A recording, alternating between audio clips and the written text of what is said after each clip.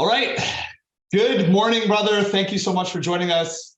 Jason Farabee is from Louisville, Kentucky. However you want to Most say of it. us, Louisville. Most of us call Louisville. It's all good. most of us call it Louisville, I guess, right? But Right. it's Louisville. Say it again. Louisville. Okay, I'll Louisville. take that. Louisville. It all works. It all works. Okay, perfect. So Jason is currently with Sotheby's. A lot of cool things happening though in the future with him. And he is a big luxury agent in that area. Some of his clients, he's a personal friend of mine. I've had an opportunity to obviously travel with him quite a bit through the Tom Ferry ecosystem and other places. And he gave us the tour of Louisville and the surrounding Kentucky area. Gorgeous place. He's sold some amazing homes, has some, I've been privileged to be in the car while he's speaking to some really cool clients, billionaire-esque type stuff. So I know a lot of our agents, a lot of agents out there, period, have a fantasy of getting into, luxury real estate, the higher end echelon of real estate. So we wanted to kind of ask you some of these basic questions that, every agent that's ever talked to me about, hey, Sean, how do I get into selling multi-million-dollar homes, right? And obviously every area for us, a $2 or $3 million home is not a big deal, right? For us, it's $20, $30 million, but really the clientele base is more or less the same. It just changes area to area, right? So first question I have for you, brother, how does somebody get into luxury real estate? There's a lot of different ways you can kind of get into, let's say, the high end of the real estate market. For me, a lot of it has happened. I've been doing this now 27 years. And the sphere, the guys I'm friends with, the people I hang out with on a day-to-day basis, some people now may call it their tribe. But I've always hung around guys who were, ladies who were always like hustlers. They were always ambitious. They were always driving. They were always trying to make things happen for themselves. And it's like a lot of those clients over the last 27 years, we sold starter homes and now they're in, $1 million, $2 million homes, which for our market is the high end because our market average is in the low 300 range. And so anything, we kind of consider, the high end, anything, 600 and above. So a lot of it is, having the patience over your career to kind of continue to, have the right tribe and work with them and always do a good job with your sphere. And that sphere, they're ambitious, their average price points are going to grow. The other things are, always trying to create your opportunities, in the high-end market. Make sure that you're always carrying yourself professionally, that you're knowledgeable on the market, because no matter who the clientele is, they want to make sure that you're knowledgeable. And then you got to get that first opportunity. So when you get that first one, that first, high-end listing, use that listing and really work it. Notify all of the neighbors. If it's circle dialing, it's direct mail, whatever you're doing, make sure that you tell everybody that you got it listed.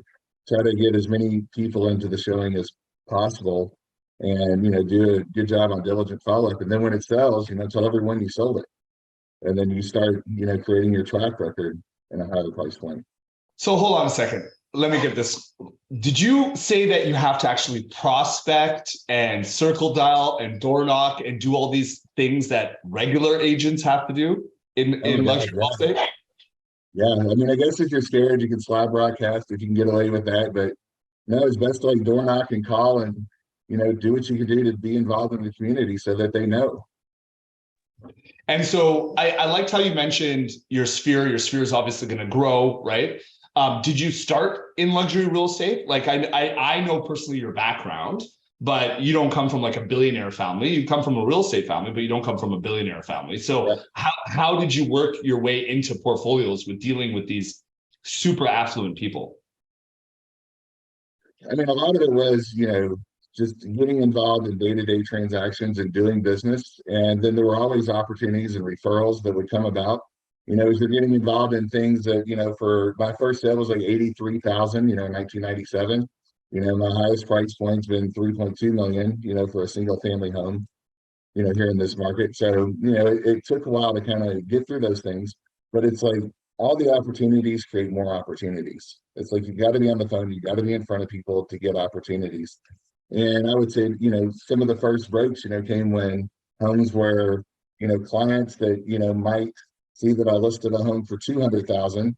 And, when I talked to them or I door knocked the neighborhood or prospect, around that home. And then you had somebody that was in a $200,000 house that was moving up to a $400,000 house, and they liked how you were marketing, that $200,000 house. And then next thing you know, you sold them a $400,000 house. And then you got something sold in that neighborhood, and then you tell everybody in that neighborhood you sold it, and you find one who's in that neighborhood who's selling a $400,000 house is going to 800,000. So you've always got to take each one of those opportunities and continue to build on it. And so it sounds like that you're taking this opportunity. Let's just say in our market, the average price point is like 1.5 million, right? And a lot of times that's awesome. That's a tear down even in a lot of occasions, right? But for example, you sell that $1.5 million, not a big deal here, but you're using that and you're taking that marketing that you've done, which is above and beyond, and you're using that to market to the higher net worth individual, the one step ups. So not necessarily going from 1.5 to like $25 million, but going from the 1.5 to the 3 million, because they still have some correlation. And then from the 3 million to the 5 million or whatever it may be, you're using these successes to market in areas where you can one step up. Is that kind of like, okay, awesome. And those people, they always, if you're doing a great job for them, there's even people that are, above them that are the wealthier people or the, whatever in their spheres in their time, they're looking for referrals. And a lot of times they're like, who did you work with? And I've had a lot of opportunities where, that mid price point buyer, referred me, somebody up the chain. Like I've got a lot of friends that were like in medical sales, and they became friends with a lot of their physician clients. And then they referred me to the physicians. Right. So you're working those networks. And so that's a good segue into like one of the questions I was going to ask you a little bit further on is how do you get your clients to refer you to other high net worth individuals, right? How do you get them like, and I know you get invited to a lot of parties or like get-togethers, social events, charity events, that kind of stuff, right? How do you tell your client, like, let's just say, because you and I both know some clients, they'll love you. They're just not really referral type of people. They don't want to take the responsibility of passing your name on, right? And some clients are the total polar opposite, which, they want to be the person that hooks you up with everybody, right? Yeah. And obviously, those are the best people. Those people we got to give a lot of attention to. And so how do you give them the credit? Okay, so sorry to interrupt you. How do you nurture those people to get you into those places to network with that next level up? So a lot of it is like your sphere of your friends, and they want to see you be successful. And if you do a great job for them, and it's like you almost have to take your sphere and your friends and even be more professional with them, and not the casual like we're friends relationship when you're involved in the real estate transactions. Like if you go in as a friend, and sometimes they don't know that you're going to turn the professionalism on if they give you the referral. So you've got to treat the friend professional throughout the entire process. And then, let them know that like, hey, if I did a great job, please think of me anytime you're referring or having real estate conversations. Tell them during the transaction, because that's when they're talking about what they're going through. That's the best time to remind them that if they come across any coworkers, friends, family members, hey, if you like the way I'm operating, I'll do this for everyone, not just for friends, so please think about it. So you've got to kind of let them know that you're out there and looking for the opportunities. And if you're a little uncomfortable, like asking for the opportunity, sometimes maybe the person you're working with was a referral, and just remind them, hey, tell John, thanks again for referring you to me, because then they know that you appreciate the referral, and they'll think more about referring you, to other people that are in their networks. That's actually crazy. Like that was a big takeaway for me, anyways. What you just mentioned there is because I wouldn't say I don't give my friends or close like good service. I give them good service, but I definitely don't have the professionalism. And I think a lot of people, when you're dealing with your friend, probably don't have, or somebody that's maybe not a friend, but a close acquaintance, I don't have the professionalism that I do with like complete strangers. Obviously, I want what's best for them. Obviously, I'm giving them the service, but that's a big takeaway because at the end of the day, you're right. They know me as me. They don't know me as the realtor Sean, right? And at the end of the day, if you give them realtor Sean, when you guys are actually through that process, then they know like, okay, well, we're good buddies and he can be professional with me when the time is right. Right. Just only imagine what he's going to do for other people when he has to be professional all the time. That's a huge takeaway. It's a huge takeaway. Well, it's one of the things that when you're involved in a real estate transaction, it's so stressful for everyone involved because it's such a big purchase for the people that are doing it. Even investors, I mean, it's still a stressful process. They don't have the emotion, that a person who's buying their primary, residence is going to have. I know you get a lot of secondary home markets up there, but one thing is like if you think about when you're with your friends, you can be professional, but you're also going to be kind of fun. Be fun with the other people you're with at the same time. Like, still be you, still have your personality, still make the process enjoyable, but keep it professional. And, that may be difficult, to kind of like wing it first, but, with a little experience, you kind of figure out how do you make the transaction fun and keep it professional. Well, and that's one of the things I really picked up from you when we were in a couple of these car rides, and you kind of introduced us to one of your clients there. I won't divulge any information, but the brand he created is worldwide. We know it very, very well. And when you're having these conversations, you guys are talking about millions of dollars, but you're also like, there's jokes involved. There is a relationship there, but it is very professional, but it's very much like you were talking to a friend more than just a client. And so I think, and I've noticed this a few times because I feel like people have a misconception that when you deal with high net worth individuals, that it's very like the concierge service, that it's, yes, sir, yes, ma'am. And it's just full, it's like you work for them and not as much of a relationship. But I feel like it's probably even the opposite. It's more relationship. Obviously, their expectations and standards are probably ridiculously high in comparison, right? But I feel like seeing it with you anyways, the level of relationship is extremely high. Yeah, and it's like you mentioned the word concierge. So a lot of times in the high end, you're not providing a concierge type service, for example. A lot of people think that concierge is going above and beyond what they're going to do for anyone else. And it's like you almost have to make that concierge like the standard. So if you implement that, anything that you can think about as like a higher level of standard, that's like the floor. That's where you start, with your high-end clientele. And some of the best things I've learned from the guy you just mentioned when I worked with him, like his fiance, she was, really, kind of hard to please. But it's like everything that she did, I tried to take in stride and use that as a way to become better. You're almost, and I know one of the, not to throw you under the bus here, Aaron's gonna laugh, but one of your detriments is you have a hard time letting go of anything, and you have a hard time delegating to other people, right? Because you want, and I know you feel like you're going to be able to do it the best yourself, obviously, but it's also because you want to maintain this level of professionalism, this level of service, etc. And I mean, even when you came and spoke in Banff with us, right?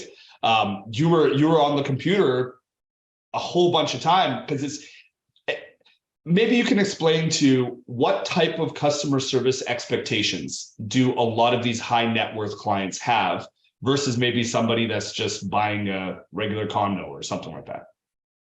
Well, I think everybody, has an expectation, to have their questions answered, to have a timely response to things.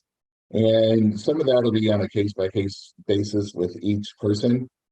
But more importantly, it's like, people who are important, and a lot of these executives and business owners, they're used to delegating things to other people and everybody's reporting to them. And so a lot of times they have the mindset that like, well, I'm the top of the food chain. So if I'm requesting it, things come to me. So that doesn't mean that you can say, okay, it's a 24-hour response time to get back to those people, because they're not going to accept a 24-hour response time because they're used to getting what they want and their answers immediately. So a lot of times it's like, you don't have to give them the answer, but you have to acknowledge that they requested more information, or they requested to talk to you, or they requested whatever the situation is. But you have to acknowledge like that they've requested something, give them a deadline in which they'll respond, and then respond within that deadline. They're not going to go, 4 hours without you responding, to anything. You just need to be a little more responsive to them because they're used to those people and everyone reporting to them. And that makes total sense. So understanding that they have a certain level of expectation because that's the business they're in, that's their life, that's the way they work. So making sure that the communication, which is Funny enough, we are just talking about yesterday. NAR said that was the number one reason people hate realtors. It's not amount we get paid. It's not any of those things. It's the lack of communication, right? And so I feel like you're very much on top of that. So if somebody's calling you, even if you're not picking up the phone, it's a text message, hey, I'm just on the call, and we'll get you back within this amount of time or whatever. There's always some sort of response that's going on, right? And then you got to get out and make a reminder in your calendar, because one of the reasons when I'm at the conferences and I do things right then is because otherwise I might forget. So if you tell somebody you're going to do it later, make a reminder to do it later. That's huge, right? And that's one of the things I think comes with that level of concierge service is a lot of times just not forgetting and actually doing what you say you're going to do, right? And I feel like you're always, if I say I'm going to do this, you're going to do it sooner and better or whatever it may be, right? And then that's something that they brag about you, I guess, to their clients. Yeah. So a lot of times we talk about accountability to our brokers, to our coaches, but it's the accountability to the clients, that's most important. Fair enough. Okay, so let's kind of circle back a little bit to meeting these high net worth individuals / clients, right? Let's just say we've been selling real estate for 5 years, and we've just been selling, regular residential homes, nothing outside of the echelon, right?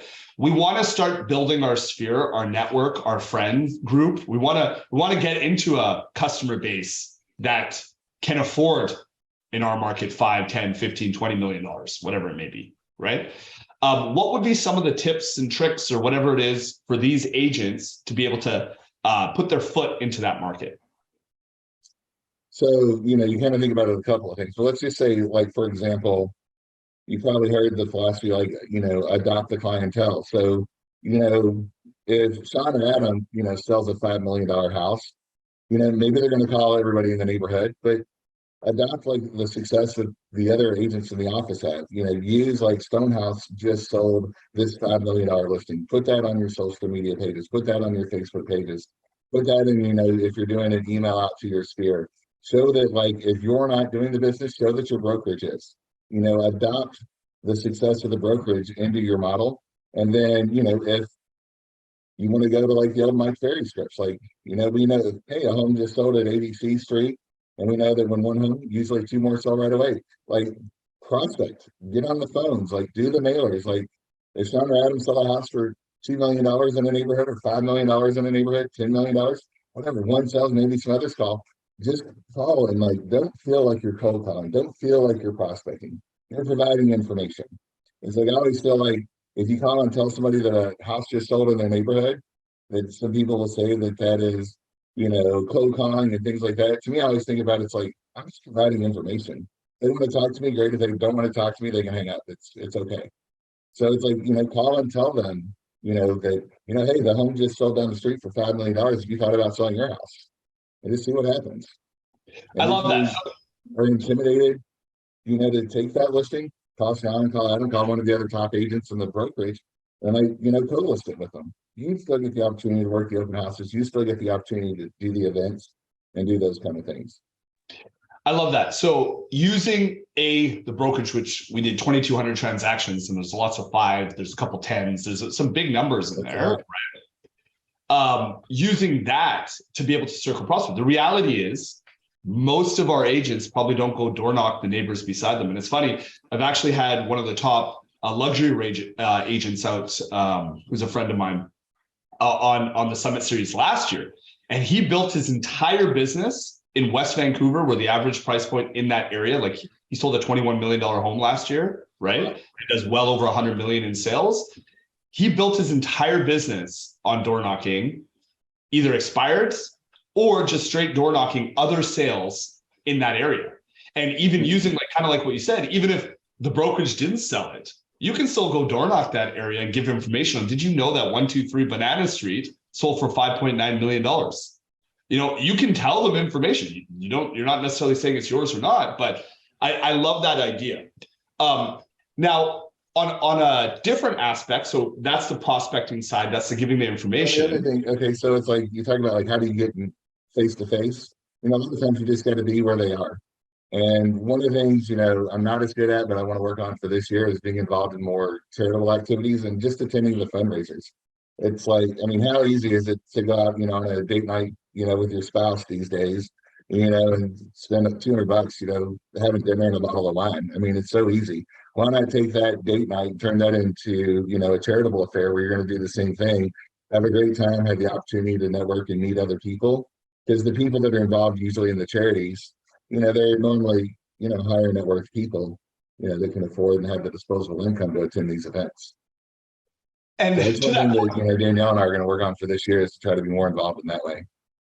and well, to the point though, you are part of like that whiskey club. You're part of a few things, right? That you're people all the time with. I think there was a golf club or something like that you mentioned as well. Yeah. I'm just going to kind of paraphrase what you're saying here. Basically, is go where they are. So research where these are. Exactly. Yeah, right. Research where they are, what they do, what is the type of group that you want to be a part of, right? And kind of wiggle your way into that. Now, Correct. some of these, like we have some private clubs, Vancouver Club, and so on and so forth. They're not affordable per se, right? And that's one of the reasons why people want to go in there, is to kind of differentiate themselves or whatever. Let's just say they're going to dump the money and invest it into being around these high net worth individuals. How do you start talking to them? Like, I feel like a lot of people are starstruck by individuals that have money, right? Like as if they were movie stars. How do you bring value? How do you just start talking? Is it just walking up and introducing yourself, or, is it as simple as that, or are there some things that you do a little bit differently? Well, a lot of times if it's around some of the events that you might attend, it might just be like basic conversation. Hey, how did you end up here? If you're at a fundraiser for, the Heart Society, or, for a cancer charitable thing, just ask them how they ended up. How did they get there? It's like, it's an easy way to start conversation. It's no different than when somebody comes to an open house and you say, oh, how'd you find out about the open house? Or why did you come to this one? It's no different. It's all in starting that conversation. And often, like, conversation for me, I'll just kind of flow like, you guys live here? Like, what part of town do you live in? Oh, and then if it feels like I'm kind of like, I'm in real estate. Sorry. It's like, it's just natural. And they kind of laugh, and then we just kind of keep talking. Awesome. And I know you mentioned to me before too, is that a lot of these events you go to, so one of your clients or somebody that's already in your sphere is inviting you to that event, right? That happens a lot of times. So you get them to make those soft introductions. Perfect. And then so you're getting them to be like, hey, no problem, bro. I'm going to come support your charity. I'm going to come do whatever I possibly can. But I want you to introduce me to everybody there. Exactly. But it's kind of like sometimes the people that are at the events, it's like they know the person that you're going with, and they like that person. So they're like, oh, okay, well, if they brought you, then you must be okay. So, and it's pretty easy. It's kind of low key. And you just have a couple of drinks, you have fun, you talk, you have conversation. It's just, I love it. Okay, Okay, so let me ask about, okay, so that's kind of how we're meeting these high net worth individuals. And just a quick recap, we're going to prospect the biggest sales around, because basically where those houses are, you can give information for free. It doesn't need to be your sale, right? You just need to come and act as if and be professional. You're going to surround yourself with the sphere and try to find out where they are. And then you're going to kind of schmooze them more or less and meet with them, right? And you're going to use your sphere as introductions if possible. I guess the last of that sphere part, and I know like we had a chance to go out for dinner with him once, like you have some pretty hard hitters when it comes to financial planners, bankers, mortgage people, etc. Right? What kind of like corporate alignments do you have to build that sphere as well? Well, one, it's like some of the people who are the tops in their industry are like my referral partners. And they're the ones that are doing business with the clients I want to do business with. And so therefore we start to kind of create that alliance. Whether it's I'm sending, the clients to them, or they're sending them back in return.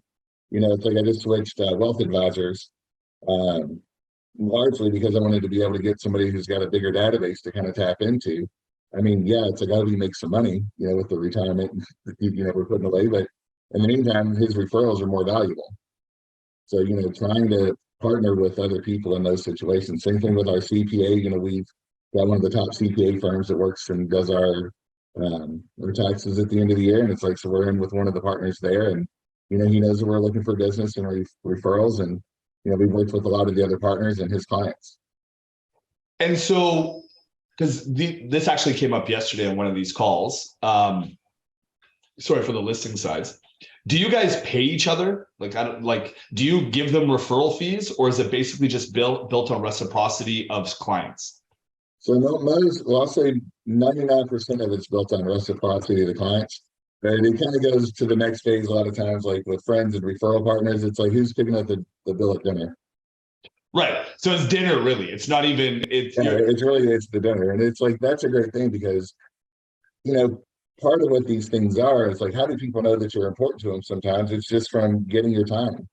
And so if you can have the relationship and put the time in later, you know, it's a win-win.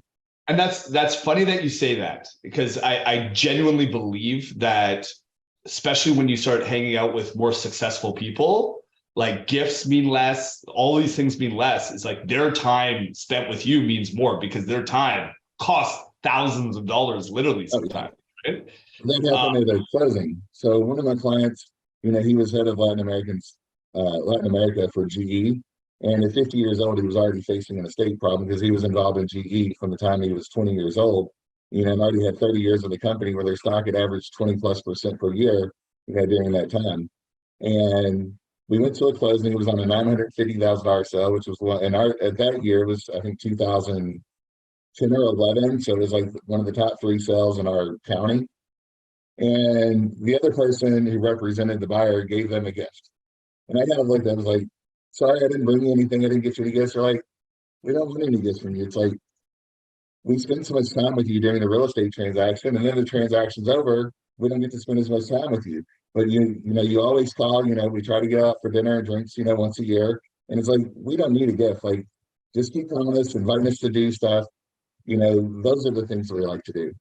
And so, one little trick that actually this year, I think we probably account for $3.5 million worth of business that I got. And most of this was either from listings and sign calls um, that I kind of turned over into deals that actually ended up closing, later in the year.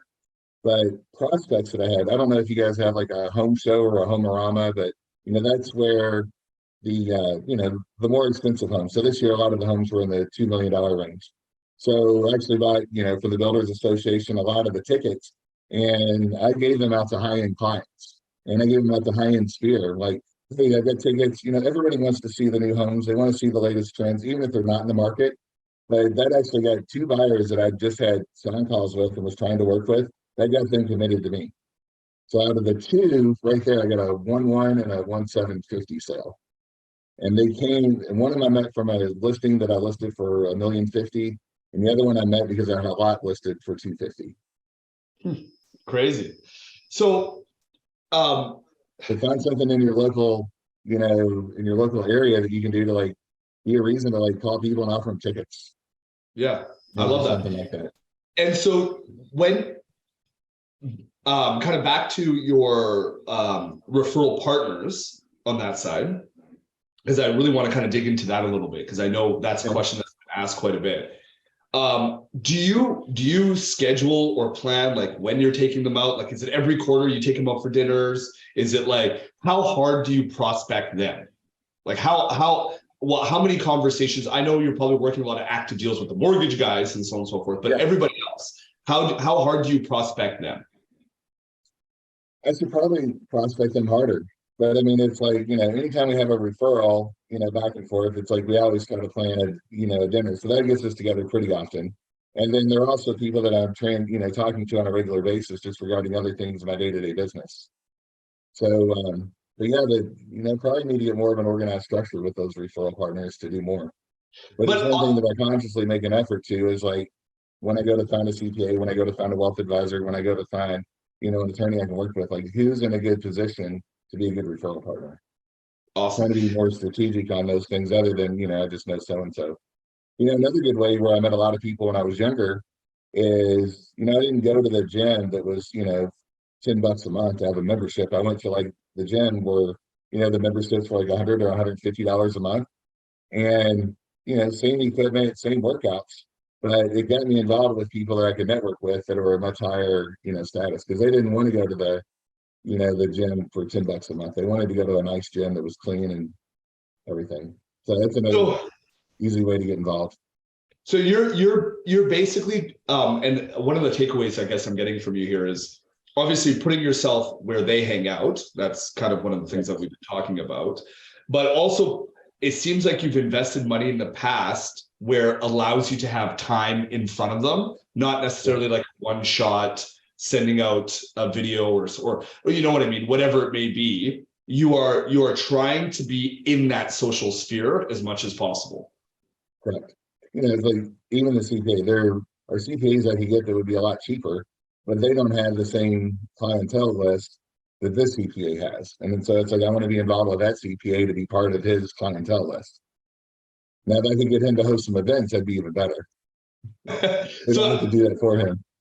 So, and to that point, actually, that's a great question. So, do you like when you, let's just say you're taking on a new CPA or a new lawyer or whatever the fact is, right? Or would you call them up and be like, "Hey, it's Jason. I really want to start working with you guys, but I want some reciprocity. What do I have to do to earn your business?" Like, is it conversations like that, or how do My you? CPA definitely like the lender partner, it's like we've already got that relationship, but with the CPA, that's one of the things I told him. I was like, look, I want to call you for questions. I want to ask you real estate questions. I want to involve, and try to refer my clients to you. And I'd like, have the opportunity to do the same. So you are very blunt with, obviously friendly blunt because you're always Blunt, friendly. yeah, blunt, but soft about it. But it's not like I'm going to pull my business from you if you don't send me referral partners. But I want to work with people that One have a reciprocate. mutual respect and feel that I'm doing a great job. Awesome. Okay. So let's go into a little bit because that's, I think, a lot of, and if anybody has any questions, please throw it in the chat. But I think that's a lot of like how you've met these people, how you've kind of built it over the time. And obviously, I got a couple of things I'm going to ask on that a little bit later as well. But can we talk a little bit about the actual listing process? Because I think there's a stigma surrounded by listing high net worth homes or expensive homes, luxury homes versus a regular place, right? So, Yeah, I can see where there's a mentality around the agent themselves going on those appointments.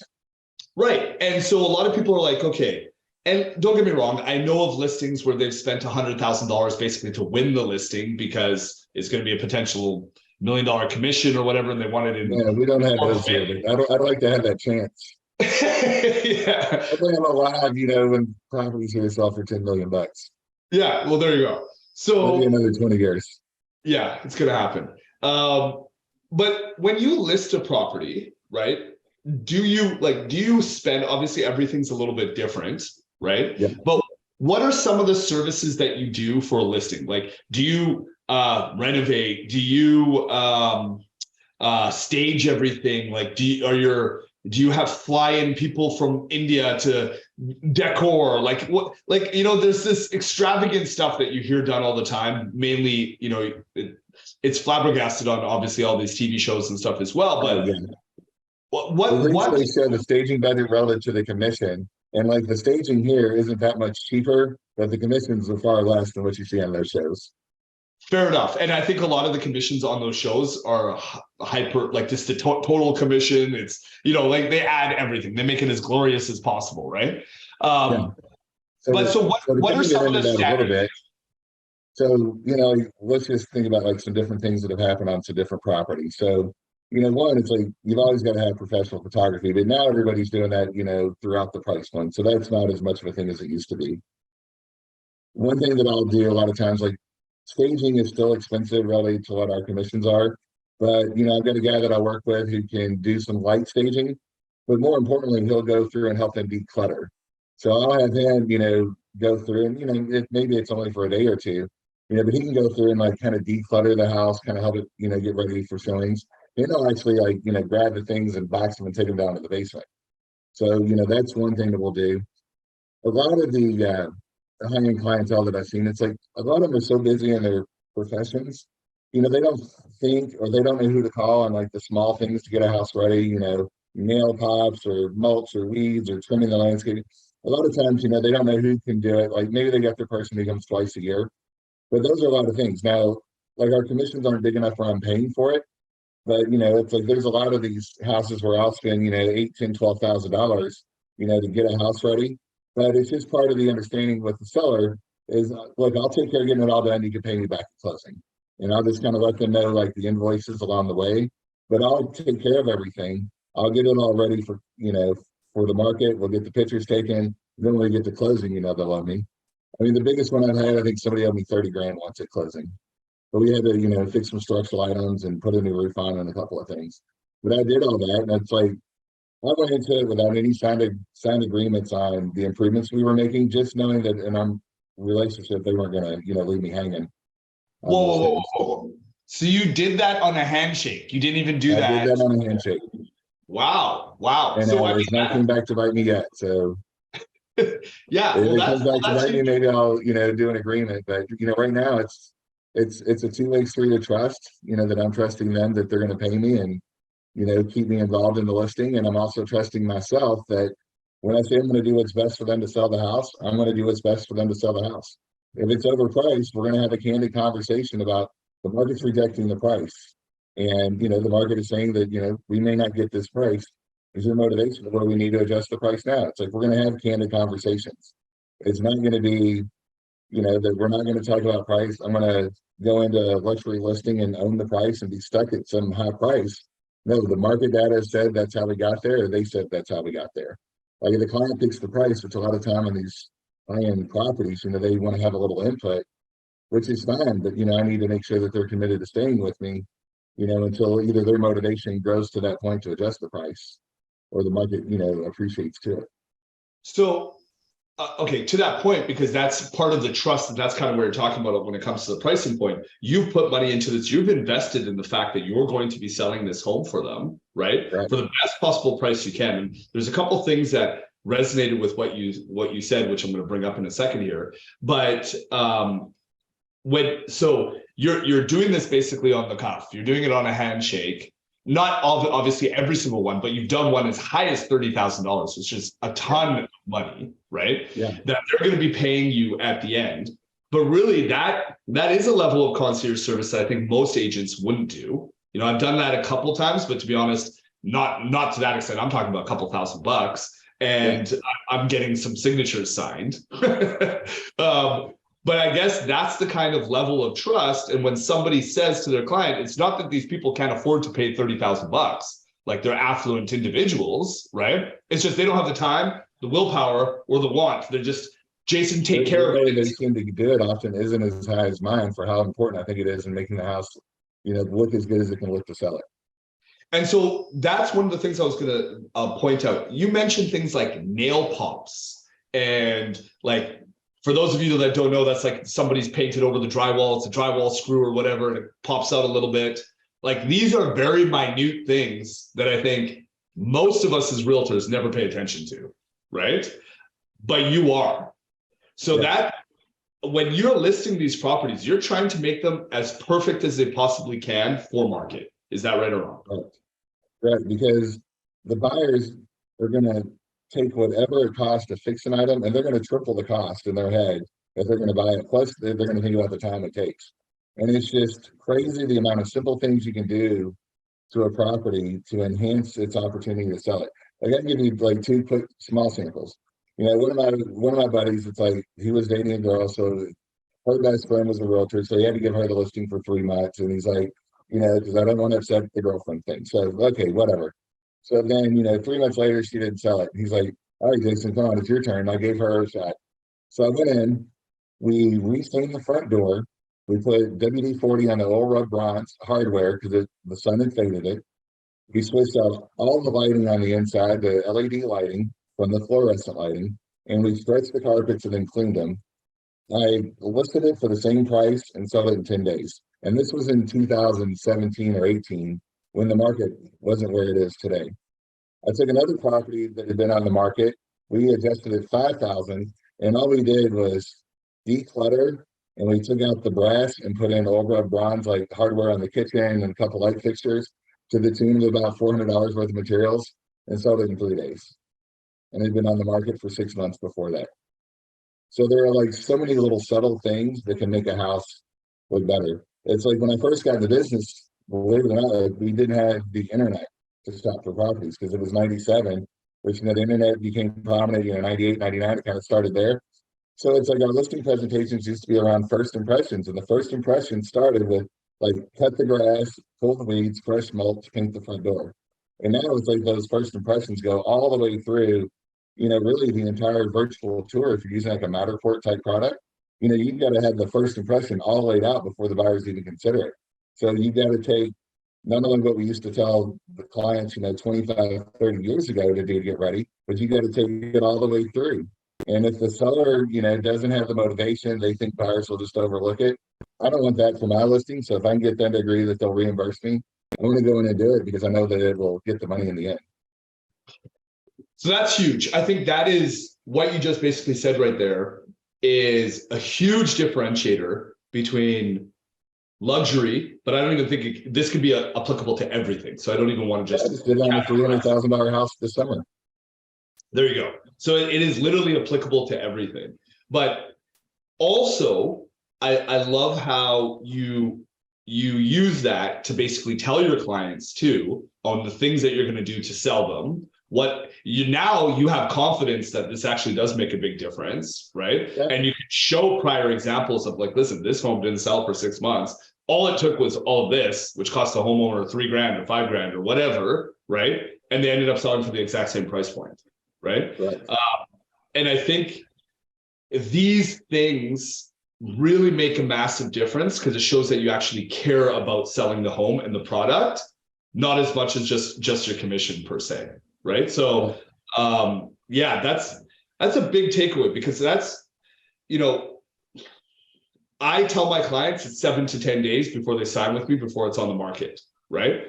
It sounds like, and correct me if I'm wrong, it could take maybe a month if they have renovations, if they have whatever, like, you know what I mean? It's like if you're changing the roof, you're doing this, all the staining, all the kind of stuff you did with that one property per se. Right. That maybe you could do it in a couple of weeks or a week or whatever, but there's quite a bit of stuff to be done right there. So you're not like rushing to get paid today. You don't have this commission breath. You're doing to do it right. Correct. But no, that's relative to like their motivation. So if their motivation is like, no, we can't wait. Well, then we're going to have to bypass some of those things. But then that becomes a conversation at a later date. If we are aggressive to get on the market because they don't want to wait to get it listed, we're not going to, make them wait when they don't want to. We'll get it on the market. But one of the first things that may happen if the market rejects it, we're going to evaluate the price, the number of showings, the feedback that we get, and then either we have to make a condition improvement to substantiate the price, or we have to make a price adjustment. So a lot of times we may then go back and do the things that I wanted to do in the beginning, but we didn't have time, and do those while the house, is on the market. Make those changes, re-photograph it, then improve the presentation. So there's one thing that I absolutely love that you said probably 3 times in this conversation so far. The market rejected it. I love that. It's not like, oh, it's priced too high. It's not like anything. No, the market rejected your property for whatever reason, either condition and or price, usually price, right? Yeah. That's obviously something you use quite often. Yeah, I never own the price. I never own the price. It's like I always basically, somebody asked me for a CMA recently, and it's like it almost like paralyzed me to send them a CMA, and like Coach Aaron's trying to get me to do the CMA a day. It's like, I don't really do CMAs. I kind of do like, conversations on pricing strategies rather than pricing. It's like based on your motivation, the market's saying the price could be between X and Y, and then figure out their motivation to figure out where they want to be. So, it's a lot of conversations in that regard versus like, hey, the market's telling me it's worth, this price. Because the market can fluctuate. So it is what the market says it's going to be. Okay. And it creates an open dialogue with the sellers who want to be involved in their pricing. So, and that's actually a perfect segue to my next question. Now, we talked about that these VIP, high net worth, whatever you want to call them, clients, right? Luxury clients, they generally require quick response time, really good communication. They're either high up in their corporations or they're self-employed individuals that have a chain of command. So they're used to saying something and getting in return, right? And getting a lot of feedback. What type of conversations do you have? Like, let's just say you list a $5 million place this week and it's coming to market in a month or 2 weeks or whatever it is, right? You've signed the contract. Do you have a specific set of things that you do, like day 2, I call them on this, or day 3, or is there like, okay, every week we're going to have a review call on what's going on with your listing, what the market's saying, how, the stats on how many views and showings. And so like, is there something systemized, or you're just on top of it? You're calling them pretty much every day for everything anyways. A lot of that, it's hard to answer that one, because you almost got to think back to where we were, 4 years ago in our market, like when we were in more of a normal market than today. Like today, there's activity. There's always a reason to have a conversation, because there's been showing, there's feedback, there's follow-up on the showings, there's somebody that's interested, there's an offer, there's conversations to be had. So it's been a while since I've had just a listing go up. There's no sign calls to tell them about, there's no showings to talk about, there's no feedback to talk about. There's no, market shifting to talk about. It's been a while since we've had things like that didn't involve day-to-day action. But, so we kind of rewind like where we were, several years ago. A lot of times it would just be like, on Mondays, like, or Tuesdays often is when I did it, because Mondays we're always trying to catch up from activity over the weekend. But a lot of times on Tuesday, I would just always like call in with the clients. And if I didn't have any news, just give me a quick text. I'm just thinking about you, no news. If you want to talk about anything, let me know. Or, paying attention to the market. A lot of times if you get a listing that's, let's say the $5 million listing that comes up, they're going to be curious, like what other high-end homes are selling, how many of them are selling. Like if you show up on a listing presentation and you've got a $20 million listing, let's say in Vancouver, you're probably going to show up with stats that say, in the last 12 months, there's been 6 $12 million homes, or $10 million homes, or $20 million homes that have sold. So if anything else comes on the market, if anything else sells, you want to kind of let your clients know, like, if something else is moving and they're not, or if there's new competition. So it does create another way to have a phone call, but we always try to call like once a week just to check in. So you basically do once a week check-in, but actually what you mentioned there, I've never done before, but I think that's absolutely genius, is you're basically continuing the CMA as it goes. So CMA as in you're updating them on market activity. And so you will say, okay, we listed it for, let's just say $5 million. A week later, before you hop on this call, you're obviously going to gather all of the showings that you've had, right? If you've had a bunch, if you haven't any, you're just going to say, we haven't had any. You're going to say, okay, the 123 banana down the street sold, and 125 banana just got listed for 4.6, which puts us in a good position. And you can have these kind of intellectual conversations. Because I think one of the good things too about these high net worth individuals is you don't necessarily have to be on the phone with them for an hour. They just want the goods. They just want the goods. So for example, one of the clients that we just worked with, we had the conversation around pricing strategy. Would it be $999, like right under $1 million, and we could get multiple offers, or do we push it a little bit, but not above 1.1 to test the market? But then they decided on the 1.1, and then a couple weeks later we get an offer, at $1 million. A couple weeks later, get another offer at $1.010 million, and they wanted to get $1.050 million. It's like, do you want to take, how important is the 40,000 to you now? And they're like, well, let's see what happens. And then, we ended up selling it, 2 months later for $950. So we had a lot of conversations. But along the way, it's a neighborhood that had a lot of activity. It's sort of say one of our hotter neighborhoods where everything's going to be 600 to 2.5 million. So, as the listings would come up, I would send them. And they would basically do their own little market analysis, like gauging their price, like, okay, well, that one came up at this price and we're up here. Or this one came at that price, we're down here. And they would kind of do their own analysis, like comparing each listing back and forth. So it really helped them realize, like, when the time they took the 950 offer, that one, when we took 950, I'd already told them the market said it was worth $1 million and they needed to reconsider their $1.050 million. But they watched as the other activity came along and the other houses were going pending and then what they were selling for. And like, as the market was shifting, it's like, oh, well, they were asking $999 and they sold for $925. They came down 75,000. Like they started to see these trends take place so that when these offers came in, they had a more realistic expectation when they were ready to sell. Because they had some personal things going on at the time when those higher offers came in that, wasn't that important to like change their timing for that, $50,000. Okay, last question, then I'm going to let you go because I know you're a super busy guy and I appreciate everything. There's been a lot of stuff that I've actually learned, so it's amazing. Thanks. Okay, So one of the things, like you kind of mentioned this client, this last one, and you've mentioned a lot of your like partners, referral partners, etc. Do you, I'll give you an example. With a first-time home buyer or a lot of home buyers, I send them to a mortgage guy. We work out a plan because they can barely afford it. You know what I mean? Like there's so many different levels of the onion that you're taking care of as almost like a financial advisor kind of thing. Now, these people that are affluent, obviously they have probably financial advisors. They probably have bankers they work with. They have things like that.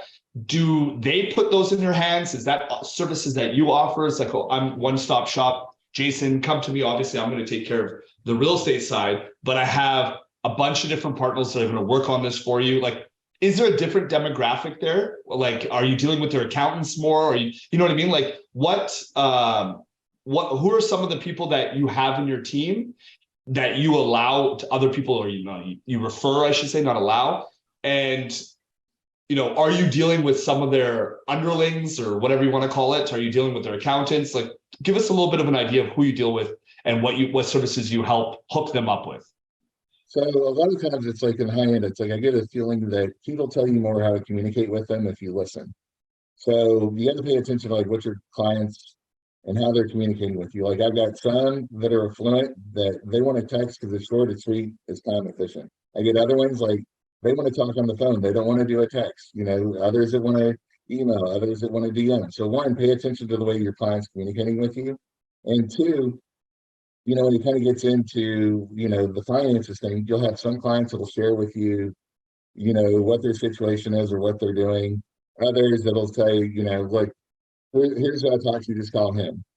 And then you can always have the conversation. A lot of times in the high end, maybe they don't know that, one bank may have a promotion on jumbo loans because they're trying to get more business. So I always try to find out, who do you bank with, and then see if you got a rep at that bank or see if that's the bank that they bank with. And then if you know about that Liberty is trying to get more, accounts that they've got jumbo promotions because they're targeting high net worth individuals.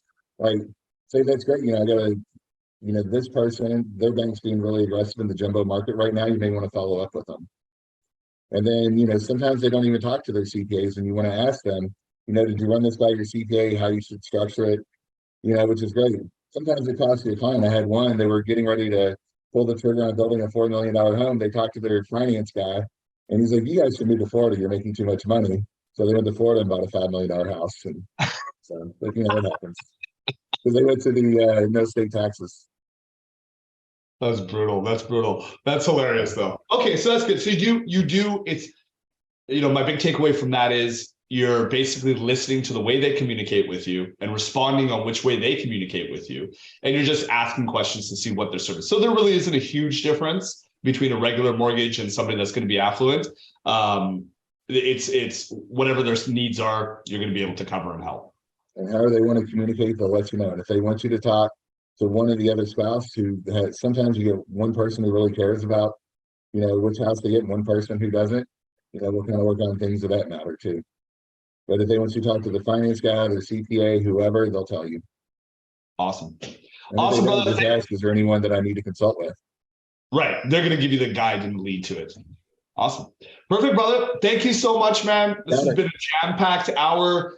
I can't wait to see it in replay. There's a lot of takeaways for me as well. Yeah, man, I'm not going to see you in Vegas. You're going to be at Inman in New York, but we're going to see each other soon enough. And I'll definitely probably be heading down to Louisville soon enough. We'll get you back down here. Thanks, brother. Not this year because we can't do the Bourbon Trail. That's right. No Bourbon Trail this year, which was pretty amazing. I recommend, honestly, it's probably one of my favorite places I've been to the States. If you ever get a chance to go to Louisville, Kentucky, it's a gorgeous place, great people. And if you like any kind of bourbon, I mean, that's where it's from. So bourbon and horses, baseball bats. Exactly. Awesome, brother. Thank you so much, man. Appreciate it. Bye for now.